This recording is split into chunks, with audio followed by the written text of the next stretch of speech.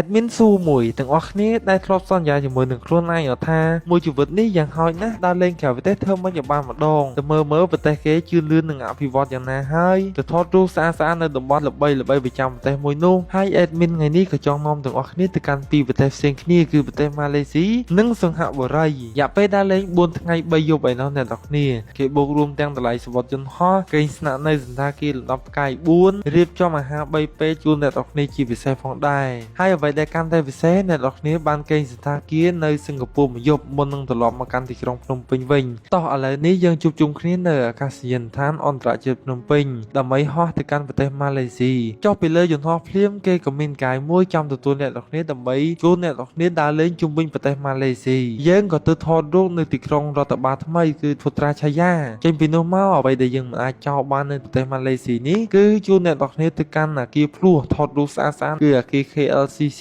ដែលអគារតំណាងឲ្យប្រទេសម៉ាឡេស៊ីផ្ទាល់តែម្ដងបន្ទាប់មកក៏ជូនអ្នកទាំងគ្នាចូលទៅញ៉ាំអាហារពេលល្ងាចហើយក៏ជូនចូលទៅសន្តាគារសម្រាប់សន្តាគារគេគឺលំដាប់ផ្កាយ4បន្ទប់គេគឺស្អាតកន្លែងគេងបន្ទប់ទឹកគឺថាមកអេមអ្នកទាំងគ្នាលុះព្រឹកឡើងទាំងអស់គ្នាទទួលទានអាហារ breakfast ក្នុងសន្តាគារដែលយើងសម្រាកយប់មិញនេះបន្ទាប់មកយើងក៏ជួបអ្នកទាំងគ្នាទៅកាន់រមណីយដ្ឋានដ៏ល្បីល្បាញប្រចាំប្រទេសម៉ាឡេស៊ីនោះគឺភ្នំ Genting អ្នកទាំងគ្នាក៏អាចជិះកន្ត្រកខ្សែកាបមើលបញ្ញូពីខាងលើមកគឺស្រស់ស្រាយខ្លាំងមែនទែនសម្រាប់អ្នកទាំងគ្នាយើងក៏ជួបអ្នកទាំងគ្នាទទួលទានអាហារថ្ងៃត្រង់ចេញពីអាហារថ្ងៃត្រង់នេះយើងក៏ចូលទៅកាន់តំបន់មួយគឺគេហៅថារូងភ្នំខ្យល់ខ្មៅ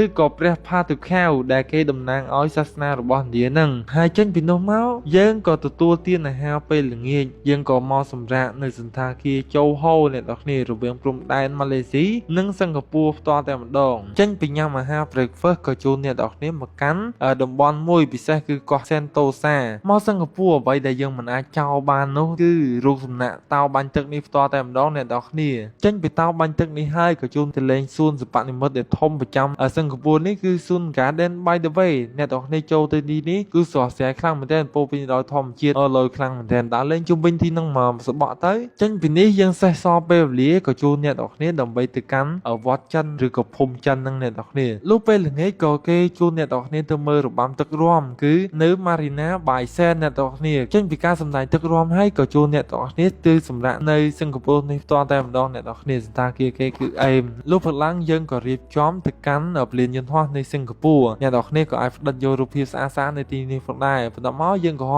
មកកាន់ទីក្រុងភ្នំពេញវិញដោយសុវត្ថិភាពអរគុណច្រើនទាំងអស់គ្នាដែលទស្សនាវីដេអូនេះដល់ចប់ហើយជួបជាមួយខ្ញុំបាននៅវីដេអូក្រោយៗទៀតផងដែរអរគុណច្រើនជម្រាបលា